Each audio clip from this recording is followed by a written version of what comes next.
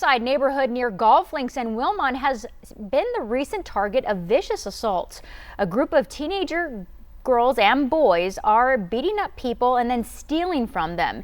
In May, 2 girls were viciously attacked, and we want to warn you that some of these photos you might find disturbing. News 4 Tucson's Lupita Murillo has tonight's Crime Trackers report. The streets in this East Side neighborhood are usually filled with children, dogs, and people walking. But recently, violence has hit these streets.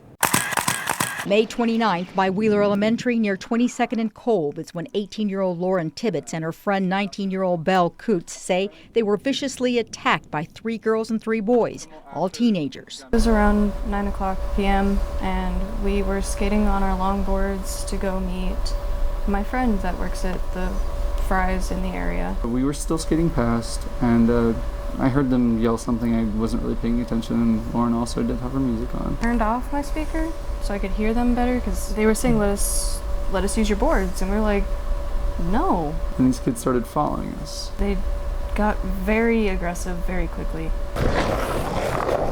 They kept skating. Rounding the corner by Wheeler School, the group caught up and surrounded them. They started throwing, like, I don't know what at us. Something heavy.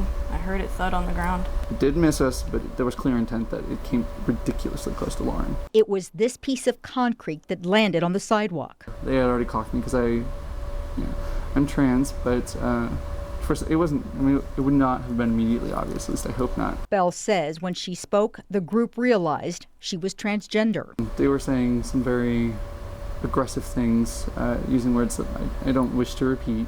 They hit her first, hard. I heard them starting to beat on her. Got hit on my lower back, on my shoulder, on my neck, and my face quite a bit. Lauren was in front. She says she raised up her skateboard to protect herself. Because I was trying to go back and protect her, because I'm not going to let one of my closest friends get beaten the hell out of for no reason. Then Lauren was pushed down. She tried to get up. All of them, every single one of them, stomped on my head and body, kicks, punches. It was horrifying. As Lauren was getting stomped on, so was Belle. She was covered in blood, but tried to get the attackers off of her to help her friend. There's a lot of blood. And I started not being able to see out of the sack because it started swelling up. The girls say as they were being beaten, they heard their attackers laughing. And then from the darkness came bright headlights from 2 different cars. As soon as the headlights hit them, they were almost immediately off of us and running down the road.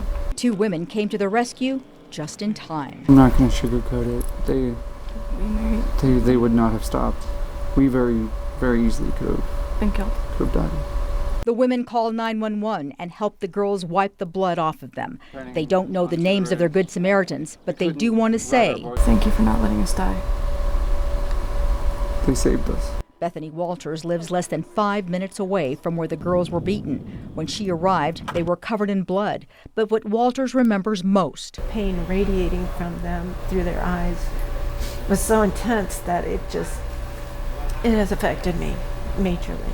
She calls the teenagers who did this monsters. I know they're kids, but you don't laugh at people you're hurting. You don't get joy from hurting someone if you're not a monster. The girls were taken to the emergency room at St. Joseph's Hospital, where they were told by some of the medical staff that there had been previous attacks from that neighborhood that had come to the hospital. Their wounds are healing, but the horror of what happened to them that night on these streets still lingers. Not get away with this. If you have any information, you're urged to call 911 or 88-CRIME. On the East Side, Lupita Murillo, News for Tucson.